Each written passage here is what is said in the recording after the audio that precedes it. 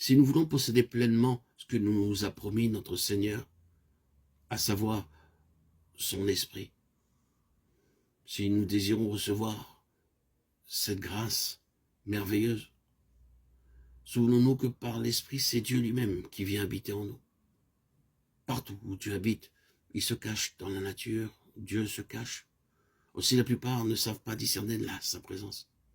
Quand Dieu visitait les saints hommes des temps passés, il se cachait souvent sous quelques imperfections humaines, si bien que ce n'était que longtemps après son départ qu'on pouvait s'écrier « Certainement l'Éternel est en ce lieu-ci et je n'en savais rien » Genèse 28, 16.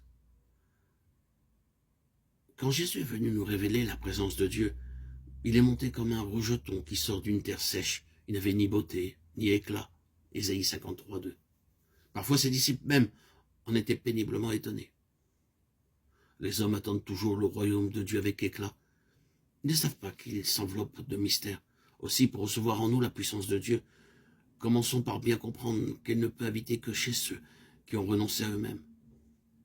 Les croyants qui s'occupent de la promesse du Saint-Esprit cherchent généralement à se représenter d'avance comment ils pourront reconnaître son action et sentir son influence, comment leur volonté pourra saisir son œuvre de sanctification. Qu'ils se souviennent plutôt que c'est bien au-delà de la pensée, des sentiments et de la volonté, quand un mot, c'est bien au-delà de leur âme, que c'est dans la retraite intime de leur esprit qu'il veut faire sa demeure. C'est donc avant tout par la foi qu'il faut saisir la présence du Saint-Esprit.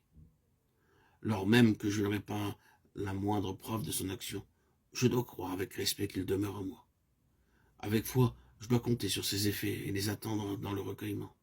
Avec foi aussi, je dois renoncer entièrement à toute sagesse, à toute force propre, renoncer complètement à moi-même pour le laisser agir en maître. Peut-être les premiers indices de sa présence seront-ils si peu sensibles qu'à peine pourrais-je savoir qu'il est là. Peut-être ne parlera-t-il d'abord que par la voix de ma conscience, ou en me rappelant quelques vérités bibliques. N'importe.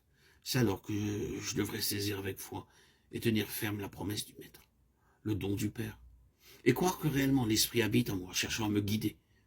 Avec foi, je devrais placer alors tout mon être sous son contrôle, prêter l'attention, l'oreille à tout ce qui me paraît être sa voix, être attentif, discerner dans mes rencontres les messages qui me sont envoyés. Et ainsi, je disposerai mon âme à écouter toujours mieux ses appels. Du fond de sa retraite, cette puissance de Dieu viendra peu à peu prendre possession de ma pensée et de ma volonté. Puis finira par remplir mon cœur aussi.